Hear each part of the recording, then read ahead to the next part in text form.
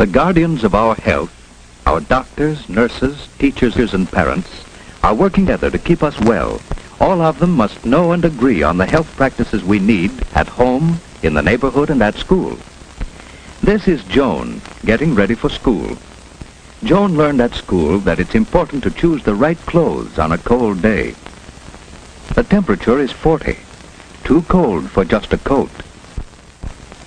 She will need her snowsuit if she wishes to keep well for the Dutch festival. And this is Jim, Joan's brother. They choose wraps to keep all of their body warm.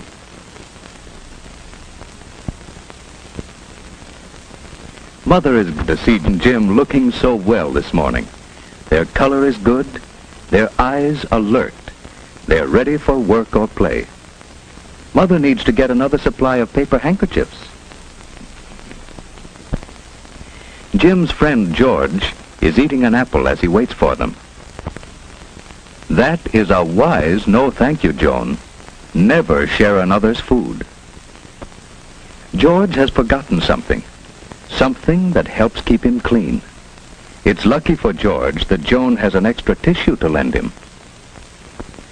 Some children learn to jump or go around puddles, but George wades right into trouble because he forgot his galoshes. This is Miss May, Joan's teacher. George and Joan are glad to be in school. The children are getting ready for their Dutch festival. Tom has brought the thermometer in so that the children can guess what the weatherman doll should wear today. A raincoat and umbrella? Oh no, a snowsuit and galoshes to keep him warm and dry.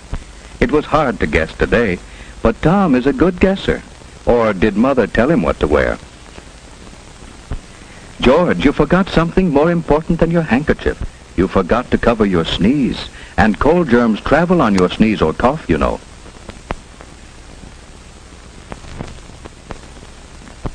Why, cold germs can fly farther than Miss May can blow the feather. Cold germs can fly 8 feet to another child's nose, hand, or food. People who put fingers into their mouths make it easy for cold germs to come to them.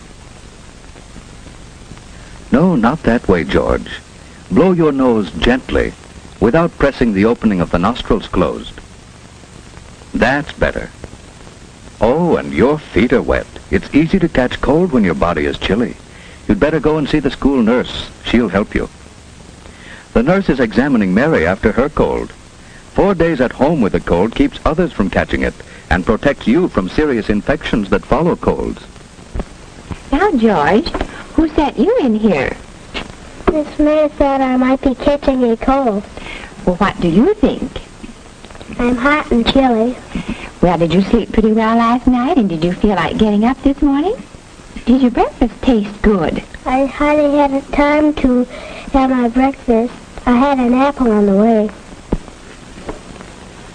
Now blow your nose, George. Oh, not so hard, gently. No pressure on the opening.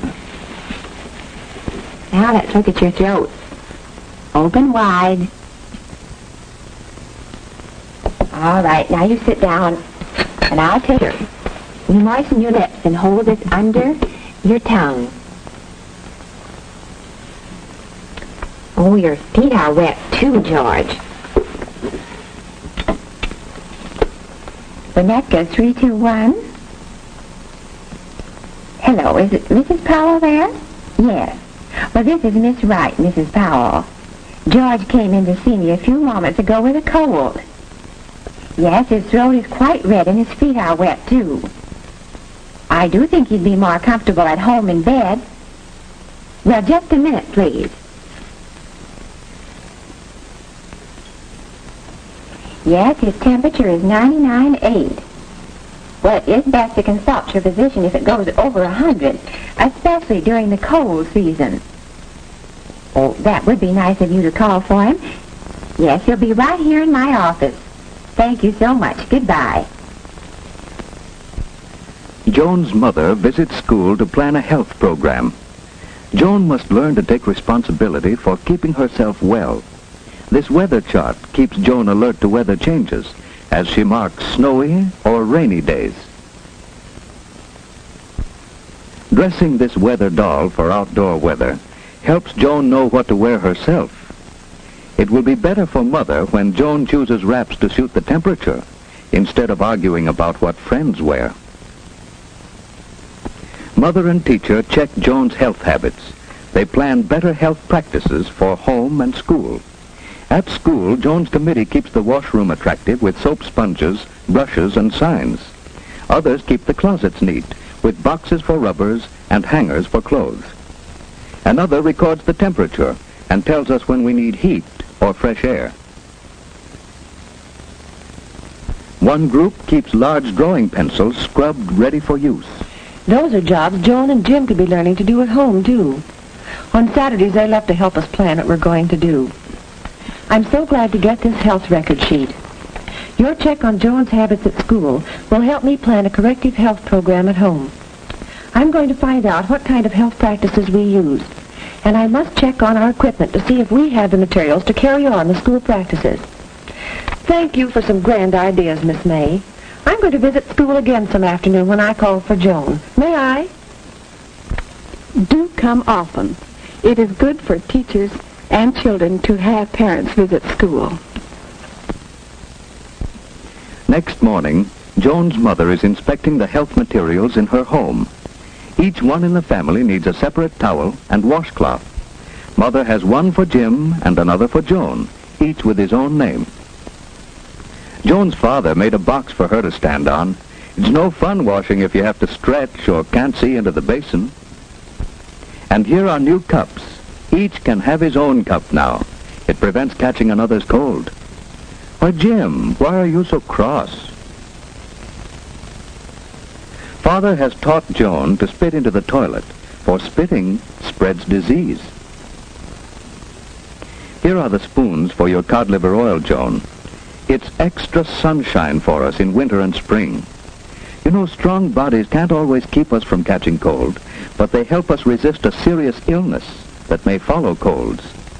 Keep away from persons with colds, and keep your hands clean while you're eating. Jim must wash his hands after he pets his dog, but he won't have to go upstairs, as Father has arranged a washstand downstairs, so Jim will remember to wash. What's the trouble with Jim? He didn't like his breakfast, and he was restless as he slept. He's cross and tired this morning. His throat isn't very red, but his eyes look queer. He'd better stay home today so that Mother can watch him and keep him warm. Joan's mother can't go to the kermis now, so Joan must take the paper bags for the party. Colds are easy to catch during the first 24 hours. Mother must see that Jim covers his coughs and stays away from others. She must sterilize his dishes by boiling them thoroughly in water. Joan's room at school is a busy place, and Joan wants to help get ready for the kermis. But first, she must wash her hands. We must always wash hands clean before handling food. So, Joan takes off her coat, uses plenty of soap and a good lather. She rinses her hands well and dries them thoroughly with a paper towel. In another room, the kindergarten children are getting ready for the kermis. It's best to go to the toilet and wash hands first. Now Joan has her wraps off, her hands are clean, and she's ready to pack the bags for the kermis. The kermis has started. George's friends are selling the flowers they raised. They learn that flowers, like children, need plenty of sunshine, water, good food, and moderate temperature to make them grow. Joan's friends are selling cheese, and they are careful to keep the food clean. Everyone is having a good time, while poor George stays in bed. His careless habits have made Jim miss the kermis too, and Jim is restless in bed. Now he knows it pays to avoid people with colds.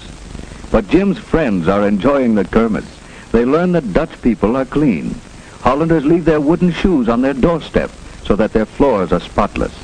The Dutch drink milk and raise their own vegetables and flowers. They keep well. You have seen these children learning to take care of themselves. Now, do you know why George and Jim missed the kermis?